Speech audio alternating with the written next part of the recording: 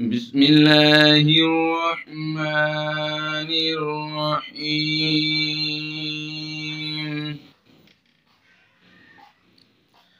إذا وقعت الواقعة ليس لوقعتها كاذبة خافضة رافعة إذا رجت الأرض رجا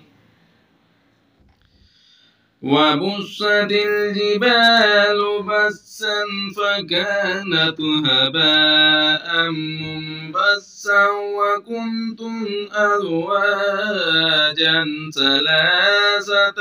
فأصحاب الميمنة ما أصحاب الميمنة وأصحاب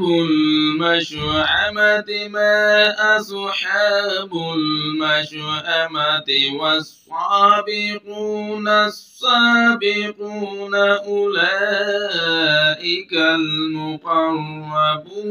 في جنات النعيم. ثلة من الأولين وقليل من الآخرين.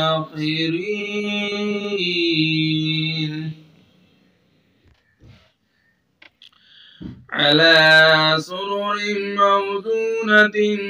متكئين عليها متقابلين يطوف عليهم ولدان مخلدون بأكواب وأباريك وكأس من معين لا يصدعون عنها ولا ينزفون وفاكهة مما يتخيرون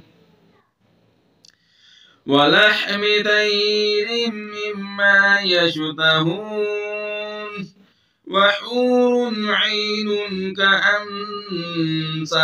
اللؤلؤ المكنون جزاء بما كانوا يعملون لا يسمعون فيها لغوا ولا تأثيما إلا قيلا سلاما سلاما.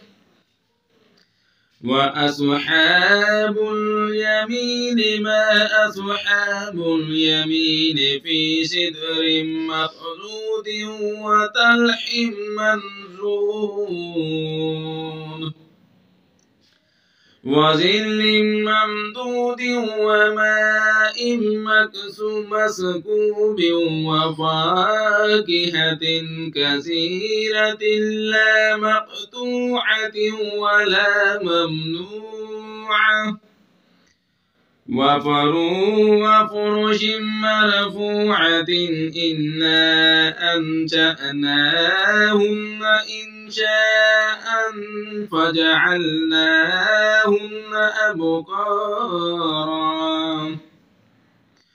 عربا أترابا لأصحاب اليمين ثلة من الأولين وثلة من الآخرين. وأصحاب الشمال ما أصحاب الشمال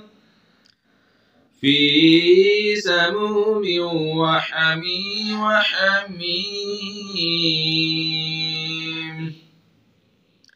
وظل من يحموم لا بارد ولا كريم إنهم كانوا قبل ذلك مترفين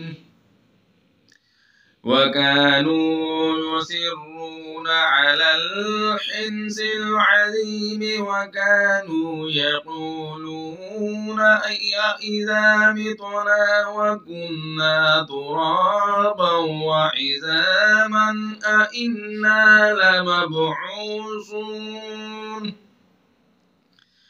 أوآباؤنا الأولون قل إن الأولين والآخرين لمجموعون إلى ميقات يوم معلوم ثم إنكم أيها الضالون المكذبون لآكلون من شجر من زقوم فمالئون منها البطون فشاربون عليه من الحميم فشاربون شرب الهيم هذا نزلهم يوم الدين نحن خلقناكم فلولا تصدقون أفرأيتم ما تمنون أأنتم تخلقونه أم نحن الخالقون نحن قدرنا بينكم الموت وما نحن بمسبوقين على أن نبدل أمثالكم وننشئكم فيما لا تعلمون ولقد علمتم النشأة الأولى فلولا تذكرون أفرأيتم ما تحرثون أأنتم تزرعونه أم نحن الزارعون لو نشاء لجعلناه حطاما فظلتم تفكهون إنا لمغرمون بل نحن محرومون أفرأيتم الماء الذي تشربون أأنتم أنزلتموه من المزن أم نحن المنزلون لو نشاء جعلناه أجاجا فلولا تشكرون أفرأيتم النار التي تورون أأنتم أنشأتم شجرتها أم نحن المنشئون نحن جعلناها تذكرة ومتاعا للمقوين فسبح باسم ربك العظيم فلا أقسم بمواقع النجوم وإنه لقسم لو تعلمون عظيم إنه لقرآن كريم في كتاب مكنون لا يمسه إلا المطهرون تنزيل من رب العالمين أفبهذا الحديث أنتم مدهنون وتجعلون رزقكم أنكم تكذبون فلولا إذا بلغت الحلقوم وأنتم حينئذ